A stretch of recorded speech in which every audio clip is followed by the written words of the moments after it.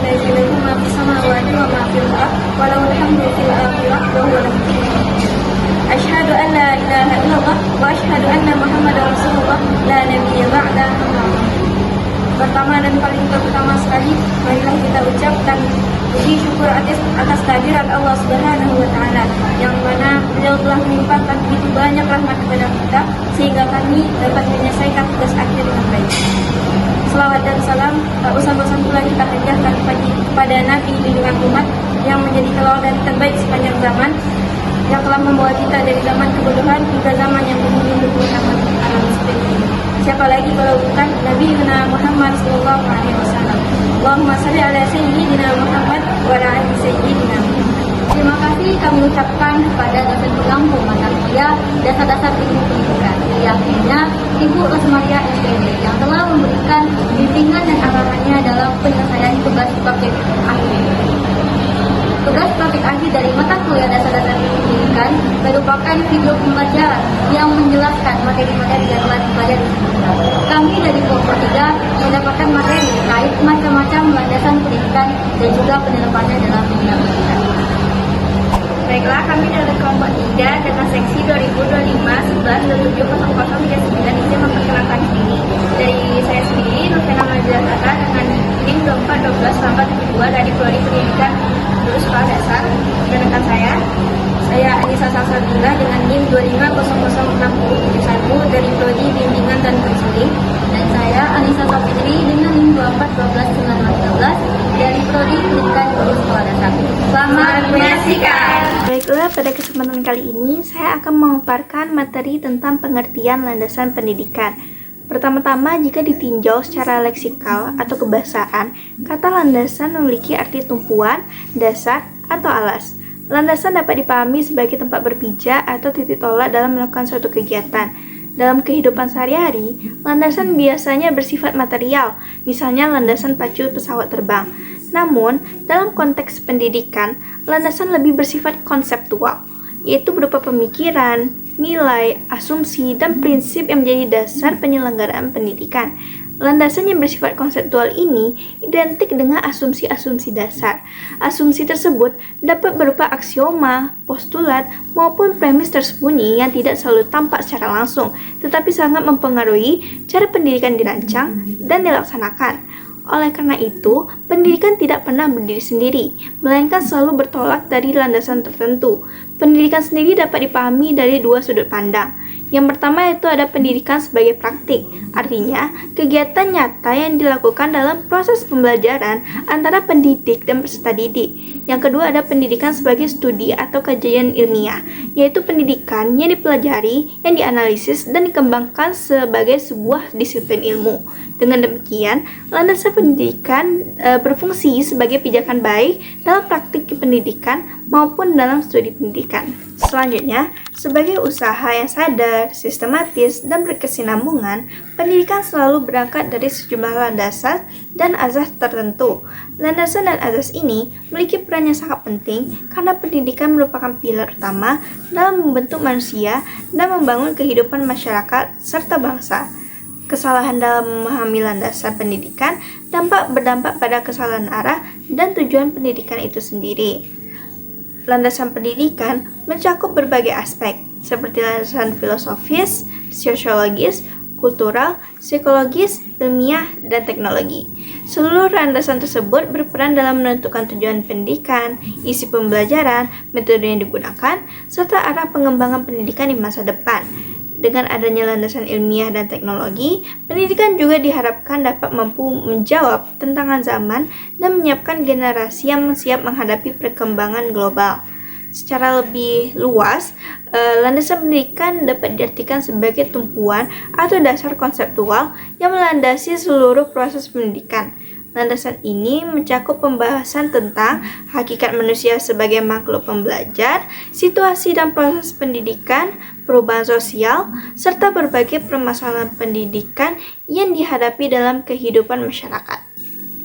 Landasan pendidikan di Indonesia kemudian dijabarkan secara lebih operasional dalam Undang-Undang Nomor 20 Tahun 2003 tentang Sistem Pendidikan Nasional, serta berbagai peraturan pemerintah yang mengatur penyelenggaraan pendidikan pada setiap jenjang. Dengan demikian, seluruh aktivitas pendidikan di Indonesia memiliki dasar hukum yang jelas dan mengikat. Berdasarkan uraian tersebut, dapat disimpulkan bahwa landasan pendidikan merupakan dasar fundamental yang menjadi pijakan dalam seluruh proses pendidikan, baik dalam perancangan, pelaksanaan, maupun evaluasi pendidikan. Landasan ini memastikan bahwa pendidikan berjalan secara terarah, sistematis, dan sesuai dengan nilai-nilai kemanusiaan, kebangsaan, serta peraturan yang berlaku di Indonesia. Demikianlah pemaparan saya mengenai pengertian landasan pendidikan. Terima kasih. Baiklah, di sini saya akan menjelaskan mengenai macam-macam landasan pendidikan. Yang pertama adalah landasan religius dalam pendidikan. Nah, dalam pendidikan Islam identik dengan Islam itu sendiri. Keduanya berasal dari sumber yang sama, yaitu Al-Quran dan Hadis.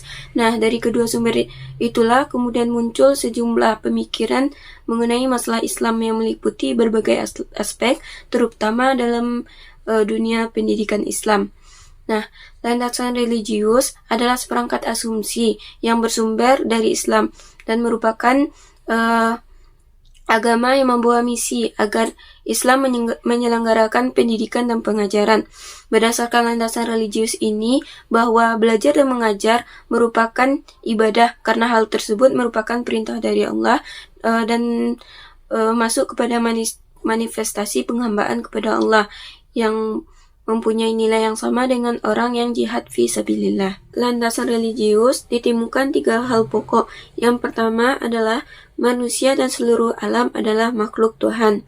Dan yang kedua adalah segala pergerakan atau yang kita lakukan ini haruslah sesuai dengan landasan-landasan yang ada terdapat pada Al-Quran dan Hadis. Kemudian serta kemasyarakatan yang berlaku sesuai dengan kaedah-kaedah Islam untuk memecahkan masalahnya sendiri.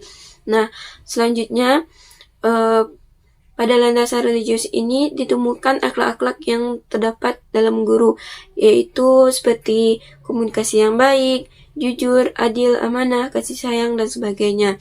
Nah, jika sifat ini atau sudah tertanamnya landasan ini pada diri guru, maka proses pembelajaran pasti akan menyenangkan bagi siswa tersebut. Nah, dari banyaknya pemaparan tadi, maka kita akan bisa menarik benang merahnya bahwa landasan religius ini menjadi ruh atau jati diri bagi bangsa Indonesia yang berlandasan kepada ketuhanan, dan kemudian diwujudkan melalui Undang-Undang Nomor 20 Tahun 2003 bahwa sistem pendidikan ini harus bertujuan untuk memanusiakan pendidikan ini sesuai dengan kaedah-kaedah atau aspek ketuhanan. Maka sangat aneh sekali jika ada institusi atau perorangan yang alergi dengan sistem religius Islam ini, karena jika ada hal tersebut terjadi, maka butuhlah evaluasi terhadap diri tersebut atau diberikannya pengertian kepada orang tersebut. Yang kedua adalah landasan sosiologis pendidikan. Landasan sosiologis pendidikan ini menjadi asumsi atau aspek dalam pendidikan yang terbentuk pada pola interaksi antar pendidik dan yang dididik. Sebagaimana kita adalah makhluk sosial dan yang bermasyarakat. Nah, pendidikan berkaitan erat dengan kehidupan sosial di masyarakat. Landasan sosiologis pendidikan tentu paling penting untuk dipahami agar pendidikan dapat berjalan dengan nilai-nilai sosial yang berlaku. Nah, adapun tujuan dari landasan pendidikan yaitu yang pertama untuk membantu dan memahami hubungan interaksi, yang kedua adalah menyesuaikan isi kurikulum dengan metode pengajaran, yang ketiga mempersiapkan peserta didik agar beradaptasi dan memberikan kontribusi pada masyarakat. Selanjutnya, untuk mewujudkan sosial dan peningkatan sosial di masyarakat. Yang selanjutnya adalah mengatasi masalah sosial atau diskriminasi di sosial itu sendiri. Nah, yang ketiga adalah landasan kultural pendidikan. Menurut Yono dan kawan-kawan tahun 2022, Landasan kultural adalah pengembangan pendidikan Pancasila yang dilandasi oleh nilai-nilai luhur dan dengan demikian agar diterima dalam kehidupan berbangsa.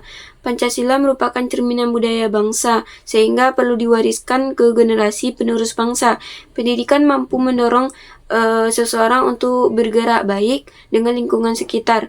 Pendidikan yang dimaksud adalah pendidikan karakter yang meliputi akhlak, moral, dan norma yang berlaku. Sementara pada Sutina tahun 2021 menyatakan bahwa landasan kultural pendidikan adalah totalitas yang kompleks yang mencakup sepengetahuan, kepercayaan, hukum, moral, adat, kemampuan, dan lain-lainnya. Nah, pada landasan kultural ini banyak sekali yang menjelaskan tentang pendapatnya sendiri. Maka kita bisa menarik beberapa kesimpulan dari banyaknya penelitian pada aspek ini. Sehingga pendidikan nasional berlandaskan Pancasila dan Undang-Undang Dasar Negara Republik Indonesia tahun 1945 berakar pada kebudayaan nasional Indonesia dan tangkap terhadap tuntunan perubahan zaman. Nah, kultur atau budaya adalah salah satu landasan pendidikan Indonesia yang disebutkan dengan landasan kultural. Budaya dapat mendukung pembelajaran siswa untuk mencapai tujuan pendidikan. Adanya budaya pendidikan yang semakin mengembangkan peserta didik melalui kegiatan sekolah. Nilai-nilai yang menjadi budaya merupakan dasar psikis dan landasan pendidikan. Dengan kata lain, aspek-aspek kebudayaan adalah koneks satuan pendidikan serta membentuk suatu sistem dan menjadi acuan dalam penyelenggaraan pendidikan. Yang keempat adalah landasan hukum pendidikan. Landasan hukum pendidikan yaitu yang mendasari atau yang menjadi landasan ketentuan yang perlu kita taati. Karena ketentuan dasar ini menjadi pondasi atau norma-norma yang berlaku ini perlu kita taati karena sudah disahkan. Maka jika adanya pelanggaran terhadap norma ini, maka akan diberikan sanksi yang sesuai dengan ketentuannya. Nah, simpelnya kita bisa mengerti dengan landasan hukum dapat dideskripsikan sebagai aturan atau ketentuan yang menata kehidupan masyarakat yang menjadi pondasi awal atau pegangan bagi perundang-undangan yang menjadi pedoman bagi kita. Nah, landasan yuridis pendidikan di Indonesia memiliki peraturan dan perundang-undangan tersendiri dan menjadi pedoman dalam sistem pendidikan, yaitu mencakup yang pertama adalah Undang-Undang 1945, yang kedua Pancasila, yang ketiga ketetapan MPR, yang keempat hukum serta peraturan penguasa, yang kelima ketetapan kepala negara, yang selanjutnya ketetapan menteri, yang terakhir adalah instruksi menteri. Nah, Undang-Undang Dasar 1945 merupakan hukum yang paling tinggi di Indonesia seperti yang tertuang pada Undang-Undang 1945. Kelima adalah landasan psikologis pendidikan. Landasan psikologis pendidikan adalah pijakan pendidikan yang bersumber dari psikologis pendidikan untuk merancang, melaksanakan, mengevaluasi peserta didik atau pendidikan.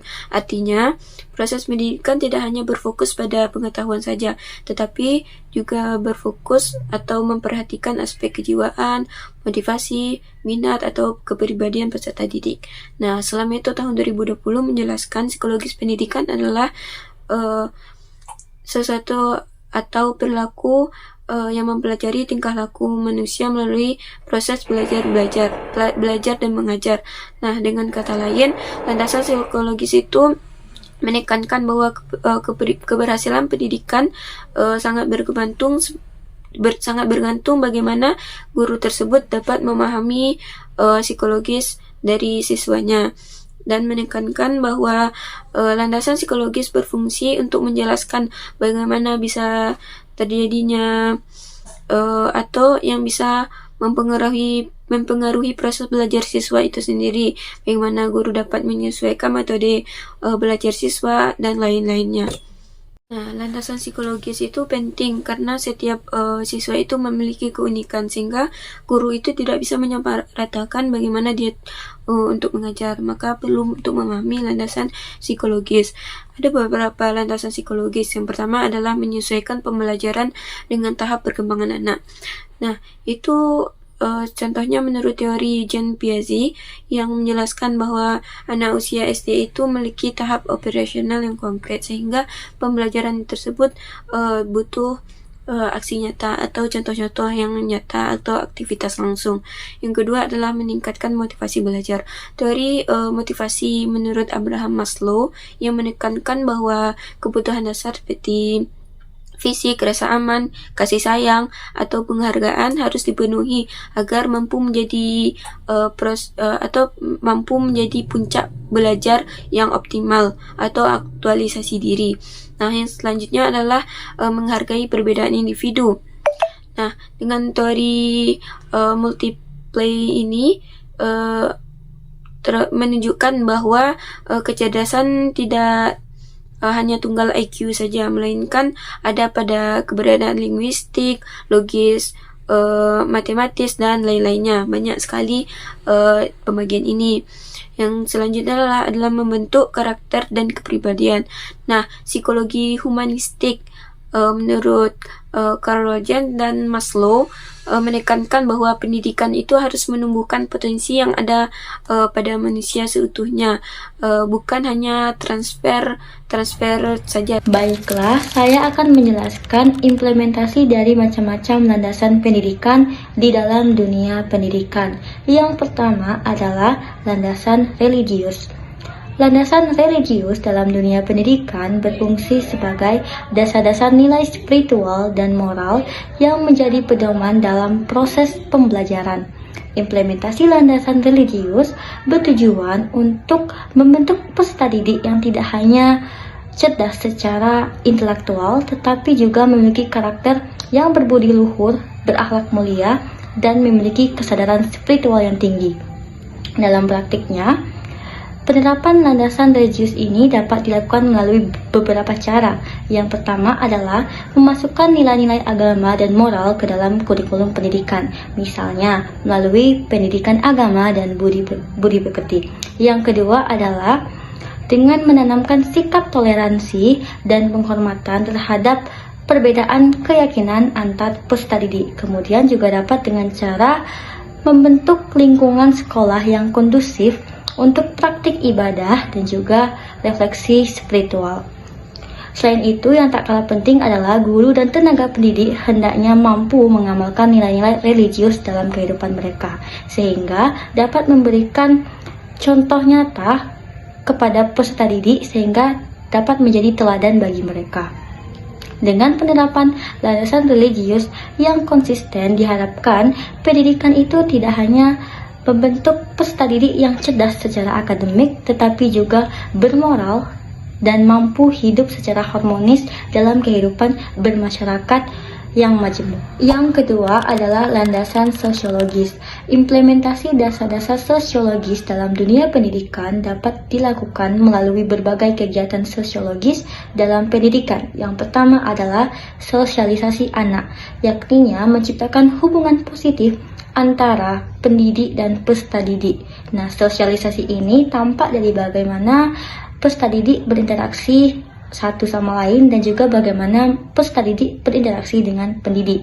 Agar hubungan ini dapat berjalan efektif dan terarah, maka kita sebagai pendidik perlu membimbing peserta didik dalam interaksi sosialnya di kehidupan sehari-hari. Yang kedua adalah kegiatan proses sosialisasi, yakninya mengajarkan prinsip-prinsip interaksi sosial dalam lingkungan sekolah.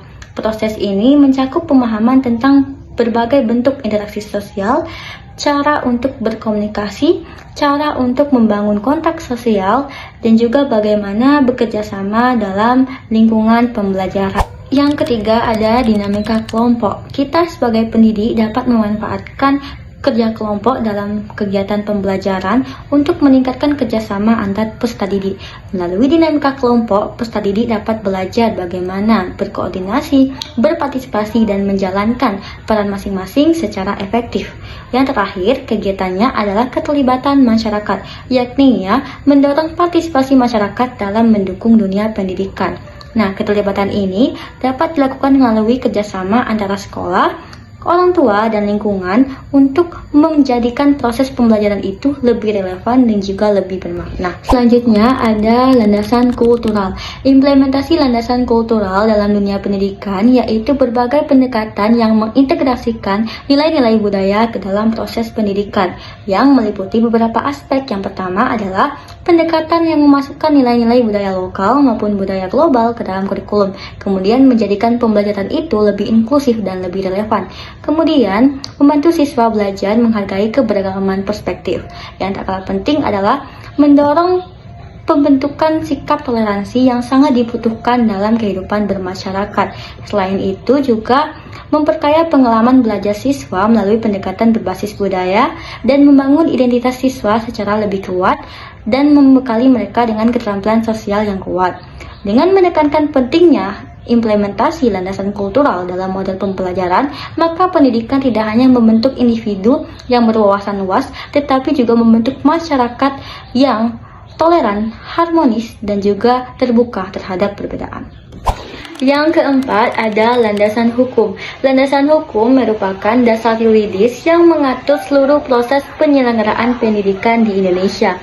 Implementasi dari landasan ini bertujuan untuk memastikan bahwa setiap kegiatan pendidikan berlangsung sesuai dengan peraturan perundang-undangan yang berlaku, sehingga tercipta sistem pendidikan yang adil, tertib, dan menjamin kepastian hukum bagi setiap pihak yang terlibat di dalamnya. Implementasi landasan hukum tercermin dalam beberapa aspek penting. Yang pertama adalah Undang-Undang Nomor 20 Tahun 2005 tentang Sistem Pendidikan Nasional sebagai dasar utama arah dan struktur pendidikan nasional. Kemudian ada program wajib belajar 12 tahun sebagai realisasi bahwa setiap warga negara berhak mendapatkan pendidikan.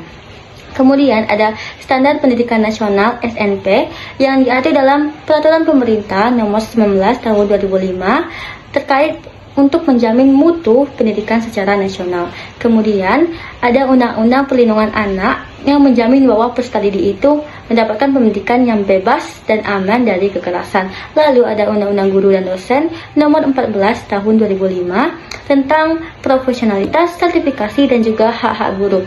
Kemudian ada penyelenggaraan kurikulum nasional seperti kurikulum merdeka yang diatur dalam peraturan menteri, yang mana ini merupakan bentuk penyesuaian pendidikan terhadap perkembangan zaman. Lalu terakhir adalah pengawasan dan evaluasi dari pemerintah, seperti dari Kemendikbudristek. Nah, pengawasan dan evaluasi ini bertujuan untuk mencerminkan transparansi dan akuntabilitas lembaga pendidikan. Dengan adanya implementasi landasan hukum yang jelas dan tegas, pendidikan diharapkan tidak hanya dijadikan sebagai sarana pencapaian pengetahuan saja, tetapi juga membentuk karakter yang memiliki nilai-nilai konstitusional. Dan yang terakhir ada landasan psikologis. Landasan psikologis dalam pendidikan berperan penting untuk memahami bagaimana peserta didik itu belajar, berkembang, dan juga merespon lingkungan belajar. Implementasi dari landasan ini dapat tercermin dari beberapa aspek. Yang pertama adalah penyusunan kurikulum dan juga materi pembelajaran yang dilakukan dengan mempertimbangkan perkembangan kognitif, afektif, dan psikomotor dari peserta didik. Yang kedua adalah penyesuaian metode mengajar atau metode pembelajaran oleh guru agar sesuai dengan karakteristik peserta didik, seperti dari gaya belajarnya, tingkat kecerdasannya, minat, dan juga bakatnya. Hal ini mendorong proses pembelajaran yang lebih personal dan juga lebih bermakna. Yang ketiga adalah pelaksanaan pembelajaran itu dilakukan dalam lingkungan yang kondusif, aman secara emosional, serta mendukung partisipasi aktif dari peserta didik. Guru tidak hanya berperan sebagai pengajar saja, tetapi juga berperan sebagai motivator sekaligus fasilitator yang memahami psikologis dari anak. Yang keempat adalah layanan bimbingan dan konseling di sekolah yang berperan penting membantu peserta didik untuk mengatasi hambatan belajar mereka dan juga masalah-masalah pribadi yang berpengaruh pada prestasi akademik mereka di sekolah. Dengan adanya penerapan landasan psikologis dalam dunia pendidikan, sekolah dapat menciptakan lingkungan belajar yang kondusif, mendukung perkembangan peserta didik secara lebih optimal, serta menumbuhkan sikap percaya diri, kemandirian, dan juga keterampilan sosial yang sangat dibutuhkan dalam kehidupan bermasyarakat. Baiklah, sekian penyampaian materi dalam video pembelajaran kami dari kelompok 3. Mohon maaf atas kesalahan dalam penyampaian. Kami akhiri. Wassalamualaikum warahmatullahi wabarakatuh.